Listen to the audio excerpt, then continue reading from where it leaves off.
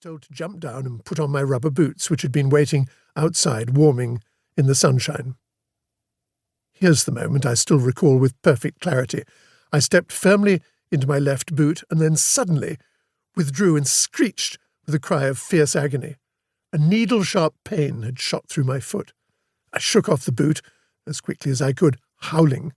Something small and yellow and black then flew up and out of the opening. My mother, briefly alarmed, was quickly able to identify it. "Wasp!" she cried out, and fled into the unlocked house as quick as a flash, coming back out in a moment with a blue-ridged bottle of calamine lotion and a bowl of ice and a tube of some soothing ointment.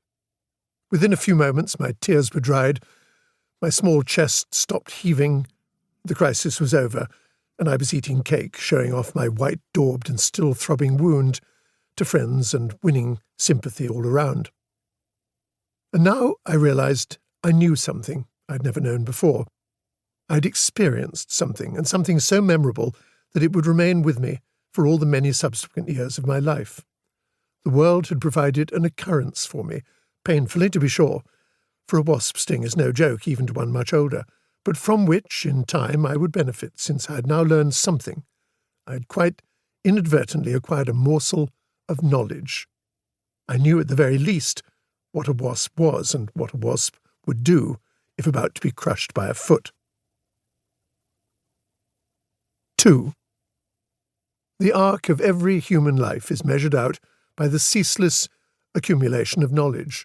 Requiring only awareness and yet always welcoming curiosity, the transmission of knowledge into the sentient mind is an uninterruptible process of ebbings and flowings.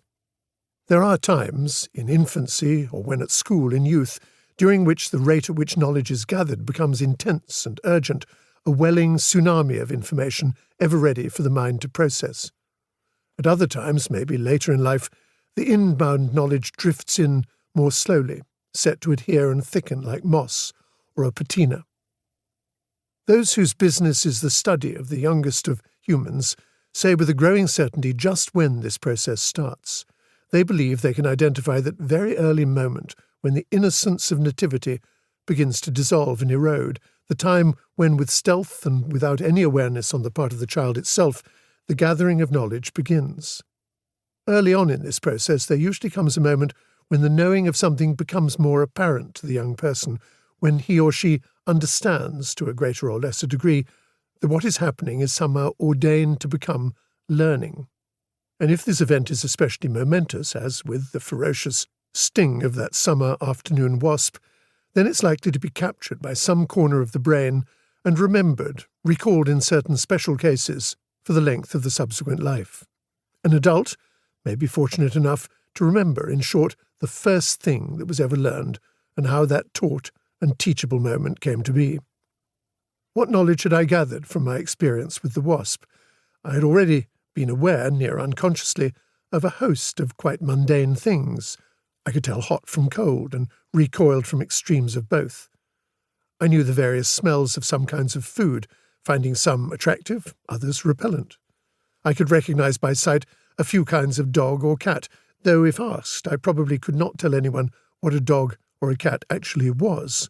Such knowledge as I had of this corner of the animal kingdom was wholly superficial. And I could not explain just how I knew that despite their bewildering varieties of appearance, all of the canine kingdom, from Airedales to Whippets, were dogs, and were different from cats in all of their own bewildering variety. So yes, I knew a fair amount, as did most children of my age, but that knowledge had been surreptitiously and osmotically acquired. Now, from this new and stinging experience on my front doorstep, I had come to know a remarkable slew of new things. I now knew of the existence of an insect called a wasp. A housefly and a butterfly I suspect I knew already, and, though unrelated, a spider. Moreover, my ever-solicitous mother told me, as she dabbed at my fast-healing wound, that had the stinger been a bee, an insect that looks outwardly quite similar to a wasp, then, because of some peculiarity of its biology, it would have died, and the victim, me in this case, would have had the last laugh. I now knew that a wasp had a sting, that a sting could spread its misery through an entire limb, parts of which would then change colour and size and could swell.